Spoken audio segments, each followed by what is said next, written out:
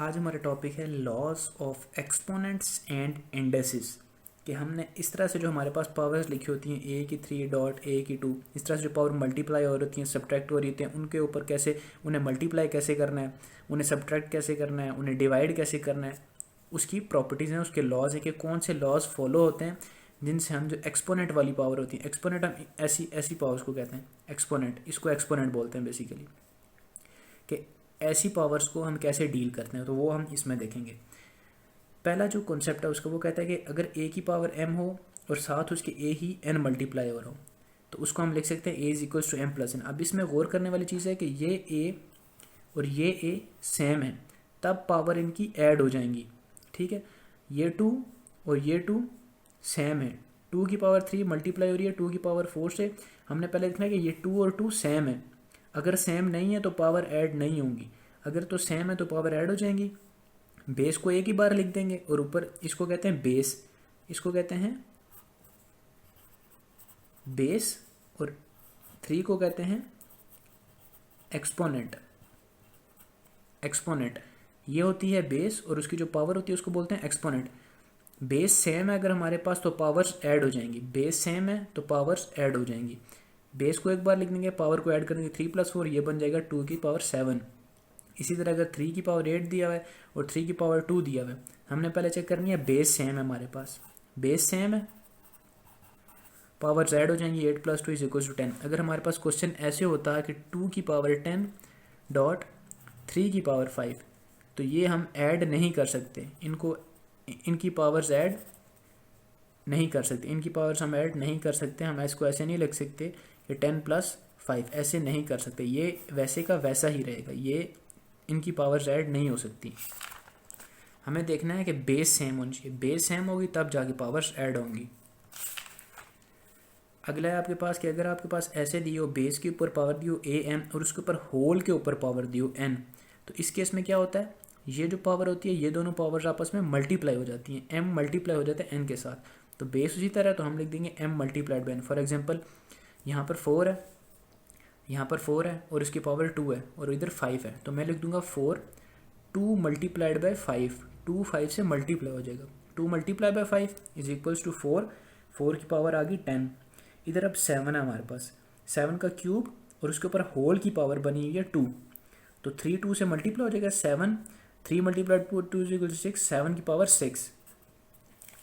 उससे आगे रूल आता है हमारे पास, जब ऐसे दो नंबर्स लिखे हों ए और बी, कोई से दो नंबर्स लिखे और उनके ऊपर होल पे पावर दी हो n, तो इसका मतलब ये है कि ये जो n पावर है ये b के ऊपर भी है और ये पावर a के ऊपर भी है। तो इसको हम जब अलग अलग करके लिखते हैं तो हम लिखते हैं a की power n is equals to b की पावर n। कैसे? फॉर एग्जाम्पल 7 और 2 है, दो नंबर हैं और उनके ऊपर पावर दी है 4। जब हम इसको अलग अलग करके लिखेंगे, अब इसका मतलब है कि 4 जो पावर है ये 2 के ऊपर भी है और ये पावर 7 के ऊपर भी है। इनको हम अलग अलग करके लिखेंगे तो हमारे पास आ जाएगा 7 की पावर 4 डॉट उसी तरह 2 की पावर 4। 4 जो है वो 2 के भी ऊपर भी पावर है और वही पावर 7 के ऊपर भी है। उससे आगे आता है 8 डॉट 3 की पावर क्यूब। अब ये जो क्यूब है ये 8 के ऊपर भी है और 3 के ऊपर भी है। जब हम इसको अलग अलग करके लिखेंगे तो इसको लिखेंगे इज इक्वल्स टू 8 का क्यूब डॉट 3 का क्यूब। नेक्स्ट केस है जब डिवाइड हो रही हो पावर्स, ऐसे जब दो नंबर्स डिवाइड हो रहे हैं और वो एक्सपोनेंशियल फॉर्म में, इस तरह से उसका एक्सपोनेंट दिया, तो उसको हम कैसे डील करते हैं। इसको जब ये डिवाइड हो रहा है तो इसका मतलब ये जो पावर है n, ये a के ऊपर भी है और ये b के ऊपर भी है। जब हम इसको अलग अलग करके लिखेंगे, होल से बाहर निकालेंगे, होल को सॉल्व करेंगे, तो ये हमारे पास आ जाएगा a की पावर n b की पावर n। फॉर एग्जाम्पल 7/4 लिखा है और अब इसके ऊपर होल की पावर है 3, इसका मतलब ये 3 की पावर 7 के ऊपर भी है और 4 के ऊपर भी है। इसको लिखेंगे 7 की पावर 3 4 की पावर 3, इस तरह से लिखेंगे। 3 जो है वो 7 के ऊपर भी है 4 के भी ऊपर भी है, 7 के ऊपर आ गया 3 और 4 के ऊपर आ गया 3। चौथी ये चीज़ है, जो पहले हमारे पास पावर थी वो होल में थी, अब ये पावर होल में नहीं है।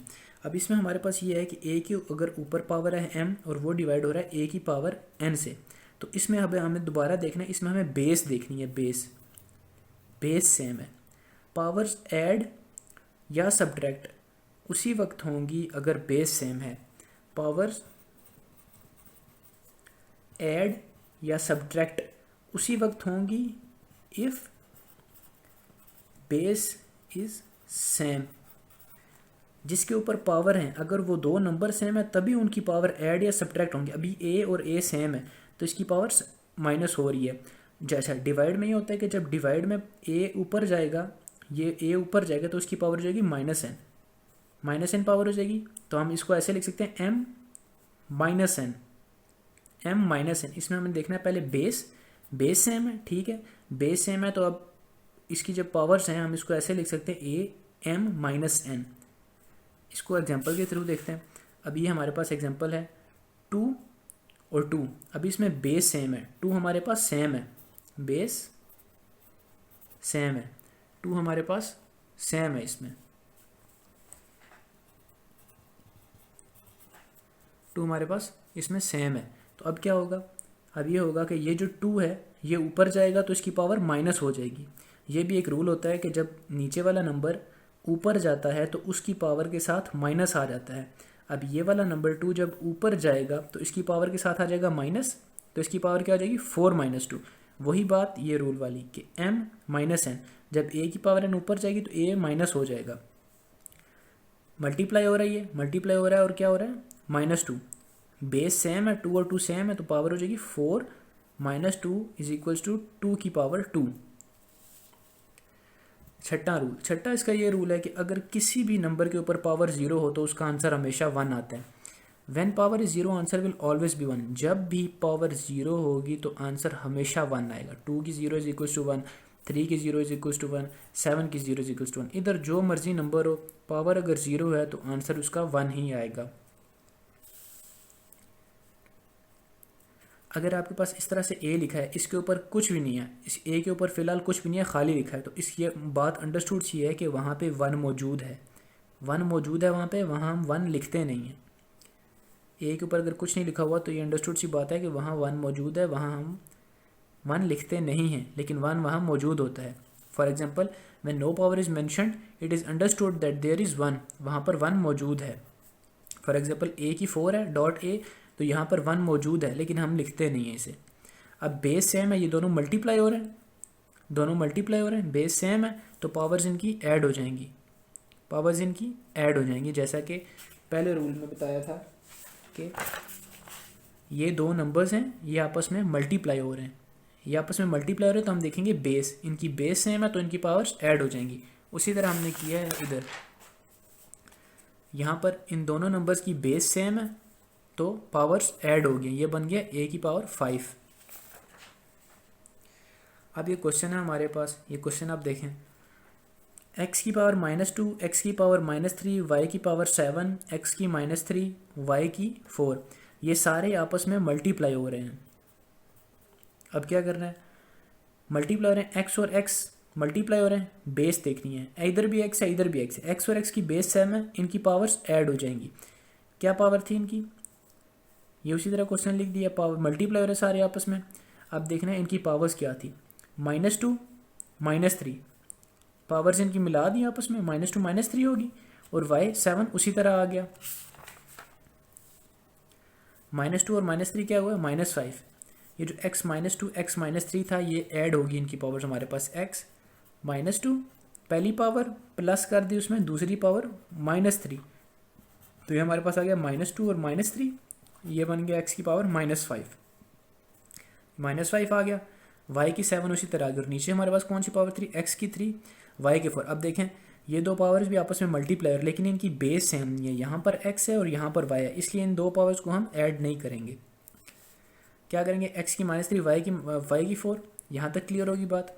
अब क्या करना है, y की 7 है, y को जब मैं ऊपर ले जाऊँगा, y को जब मैं ऊपर ले जाऊँगा तो y की पावर हो जाएगी -4, y की पावर होगी -4, और ये x 5 है, x को मैं नीचे ले आऊँगा, नीचे आकर ये x इस x के साथ मल्टीप्लाई होगा, और नीचे आए जब आएगा तो इसकी पावर हो जाएगी प्लस, इसकी पावर होगी ये प्लस। अब ये मल्टीप्लाई हो रहे हैं, दोबारा देखें, y की पावर 7 है, ठीक है, और इधर नीचे y की 4 है। जब मैं y की 4 को ऊपर ले जाऊँगा तो ये बन जाएगा y की पावर -4, y की पावर -4। जब भी कोई भी नंबर जिसके साथ पावर है उसको ऊपर लेके जाते हैं या उसको नीचे लेके आते हैं तो उसकी जो पावर के साथ साइन होता है वो चेंज हो जाता है। अब यहाँ पे 4 था, जब y को ऊपर लेके गए तो इसका बन गया -4। ये 5 था, x की 5 था, इसको नीचे लेके आएंगे, इसको जब नीचे लेंगे तो इसका बन गया +5। अब ये सिंपल मल्टीप्लाई हो रहे हैं, हमने y को y के साथ ऐसे हमने इनको अरेंज किया कि y के साथ मल्टीप्लाई हो रहा है, बेस सेम है, बेस इसकी भी सेम है, तो y आ जाएगा 7, इनकी पावर्स ऐड हो जाएंगी, 7 -4 हो जाएगा। y था ना, y 7 मल्टीप्लाइड बाय y -4, तो इनकी पावर जब ऐड होंगी तो कैसे ऐड होंगी, y 7 + -4 is equals to y 7 -4 is equals to y 3। ये आ गया हमारे पास y 7 -4 x 5 -3, पावर सेम थी, ओ सॉरी बेस सेम थी, x और x बेस सेम थी, तो पावर्स ऐड होगी 5 -3, तो ये हमारे पास बच गया y की 3 5 7 -4 y 7 -4 3 और x 5 -3 2। अब आप कह रहे होंगे कि मैं इधर कह रहा हूँ कि बेस सेम है और पावर्स ऐड हो रही हैं, वो कैसे, लेकिन ये तो सब्ट्रैक्ट हो रही हैं, असल में पावर्स ऐड ही हो रही हैं, ये 3 के साथ माइनस साइन है। कैसे, x की पावर 5 + -3 पावर्स ऐड ही हुई हैं, x 5 ± -3, ये बन जाएगा मेरे पास x की पावर 2। एक इम्पॉर्टेंट चीज़ जो इसमें देखने वाली है, a और b, a की पावर 5 है, b की पावर 7 है, a 5 ही रहेगा, b जब ऊपर जाएगा, b को जब ऊपर लेके आएंगे तो इसकी पावर हो जाएगी माइनस। इसी तरह a 5 b 7 है, जब a को हम नीचे लेके आएंगे तो इसकी पावर हो जाएगी -5, -5 हो जाएगी इसकी पावर, और b उसी तरह रहेगा 7। अब ये क्वेश्चन है हमारे पास 4a3 b की 0। आपको मैंने पहले बताया था कि जहाँ पे b की पावर 0 होगी, 4a3 b की 0 -2, b की पावर जो 0 होती है ये बराबर होती है b की पावर 0 इज इक्वल्स टू 1। जैसे कि मैंने आपको यहाँ पर बताया था a की power 0 is equals to 1, 2 0 3 0 a की जगह कोई भी number low, a b c d कुछ भी लिखा हो, जब भी किसी नंबर की पावर 0 होती है तो वो हमेशा 1 के बराबर होता है। क्वेश्चन को इसी तरह लिख दिया, 4a3 b की 0 9a -5 b की 0, अच्छा -2 आ गया, ठीक है। अब क्या किया, 4a3 ये सारी टर्म्स आपस में मल्टीप्लाई हो रही है, 4 multiplied by a3 multiplied by a5 multiplied by b0 -2 आ गई, नीचे आ गया हमारे पास 9। अब इसमें हमने क्या किया, ये जो a -5 था मैं इसको ऊपर ले गया, जब a -5 को मैं ऊपर लेके जाऊंगा तो इसका माइनस ख़त्म हो जाएगा, वो बन जाएगा +5, a की पावर +5 बन जाएगा। ये मेरे पास क्या आ जाएगा, ये a और ये a दोनों मल्टीप्लाई हो रहे हैं आपस में, इनकी बेस सेम है तो इनकी पावर्स ऐड हो जाएंगी आपस में, तो ये मेरे पास बन जाएगा 4a 5 + 3, 4a 5 + 3 डॉट b0 उसी तरह आ जाएगा, नीचे 9 भी उसी तरह आ जाएगा। b0 जो होता है ये आपको मैंने पहले बताया था कि b0 की जो पावर होती है वो होती है हमेशा 1 के बराबर, 1 के बराबर, तो इधर b0 की पावर 1 आ जाएगी। 4a 1 से मल्टीप्लाई होगा तो ज़ाहिर बात है वही आ जाएगा, 4a 9 1 से मल्टीप्लाई होगा तो 4a 9 ही आ जाएगा। तो ये हमारे पास क्या हुआ, अब 4a 9 आ गया हमारे पास।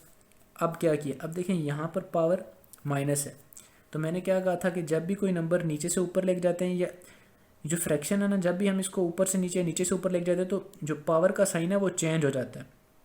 जब भी हम इसको ऊपर ले जाते हैं या उसको नीचे ले आते हैं तो हमारा ये जो पावर का साइन है ये चेंज हो जाता है। अब मैंने इधर क्या किया, मैं 9 को ऊपर ले गया हूँ और 4a को नीचे ले आऊँ, 9 को ऊपर ले गया हूँ 4a को नीचे ले आऊँ, तो ये हमारे पास बन गया +2। फॉर एग्जांपल ये है ना मेरे पास a/b है, तो a/b की अगर पावर है मेरे पास -3, तो जब मैं b को ऊपर ले जाऊँगा और a को नीचे ले आऊँगा, b/a कर दूँगा तो ये पावर +3 हो जाएगी। वही केस हुआ है यहाँ पर भी, वही केस हुआ है यहाँ पर भी, 9/4a 8 2, a/b 2 था, b/a -2 हो गया। a/b अगर -2 है तो जब पोजीशन इसके ऊपर नीचे करेंगे, b को ऊपर ले जाएंगे, a को नीचे ले आएंगे, b ऊपर आ गया, a नीचे आ गया, तो ये पावर प्लस हो जाएगी, ये +2 आ गया, 4a 8 /+2। अब 2 है तो ये 9, ये इधर इस पे इसके ऊपर भी पावर है, इसके ऊपर भी पावर है, इसके ऊपर भी पावर है, पावर डिस्ट्रीब्यूट करके लिख देंगे ब्रैकेट्स में, 9 की पावर 2, 4 की पावर 2, A8 की पावर 2। अब ये A8 की पावर 2 है, ये पीछे आपको रूल मैंने बताया था कि जब इस तरह से लिखा हो तो ये पावर आपस में मल्टीप्लाई हो जाती हैं। तो हमने क्या किया, 9 का स्क्वायर होता है मेरे पास 81, 4 का स्क्वायर होता है 16, और A8 2 से मल्टीप्लाई होगा, ये आ जाएगा 16। तो ये हमारे पास आंसर आ जाता है 81/16 A की पावर 16। एक और एग्जांपल है इसमें, 8/125 ऊपर पावर है -4/3। जैसे कि आपको पिछले क्वेश्चन में बताया था कि अगर A/B के ऊपर पावर है -2, तो जब मैं इसकी पोजीशन चेंज कर दूंगा, मैं इसको B/A कर दूंगा, तो इसकी पावर के साथ प्लस साइन आ जाएगा। वही किया है, 8 को ऊपर ले गए, 8 को नीचे ले आए और 8 को नीचे ले आए और 125 को ऊपर ले गए, तो पावर क्या होगी, पहले माइनस साइन था, अब पावर के साथ प्लस साइन आ गया। अच्छा, 125 को हम लिख सकते हैं, 125 को हम लिख सकते हैं 525,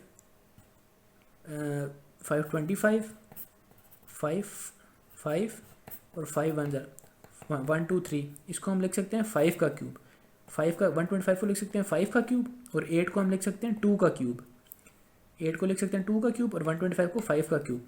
और इधर क्या हमारे पास 4/3 पावर है, 4/3 बाहर पावर आ गई। अब ये पावर इसके साथ मल्टीप्लाई होगी, 3 मल्टीप्लाइड बाय 4/3, ये क्या आ जाएगा, 3 3 से कट जाएगा, तो ये मेरे पास सिंपल आ जाएगा 4, 5 की 4, 3 3 से कट गया, ये सिंपल आ गया 4।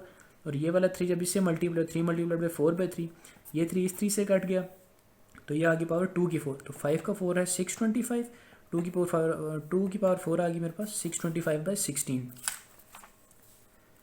एक क्वेश्चन ये है 5 4 3 की पावर n है और 3n+1 है -3n है, ठीक है। 3n+1 मैंने आपको बताया था कि बेस सेम हो तो पावर ऐड हो जाती है। मैं 3n+1 को मैं ऐसे भी लिख सकता हूँ, 3 की पावर n मल्टीप्लाइड बाय 3 की पावर 1। जब इसको सॉल्व करेंगे बेस सेम है, पावर ऐड हो जाएंगी, 3n+1 वापस वही चीज़ आ जाएगी। तो मैं इसको ऐसे लिख लूँगा, 3n मल्टीप्लाई 3 की पावर। वो इसलिए लिखूँगा क्योंकि यहाँ पर 3n भी है, तो कॉमन लेने में ज़्यादा आसानी होगी। 4 3 की पावर n आ गया, 3n+1 -3n, 4 3 की पावर n आ गया। जो 3n+1 था इसको ब्रेक करके मैंने ऐसे लिख दिया, ये मैंने बताया कैसे ब्रेक किया मैंने इसको, इधर इसको ब्रेक करके ऐसे लिख दिया। अब इधर 3n है, इधर भी 3n है, 3n कॉमन ले लेंगे, 3n कॉमन आ जाएगा तो क्या होगा, 3 1 उसी तरह रह जाएगा, इधर -1, यहाँ 1 लिखे ना लिखें कोई फ़र्क नहीं पड़ता, ये अंडरस्टूड सी बात है कि यहाँ पर 1 मौजूद है। 3 1 -1 और 3 की पावर 1 जो होती है वो 3 के ही इक्वल होती है। 3n और 3n, ऊपर भी 3n है नीचे भी 3n, ये दोनों आपस में कट जाएंगे, तो आंसर क्या बच जाएगा हमारे पास 4/3 -1। 3 -1 होता है 2, 4/2, 2 1 2, 2 2 4, और मेरा जो फाइनल आंसर है वो आता है 2।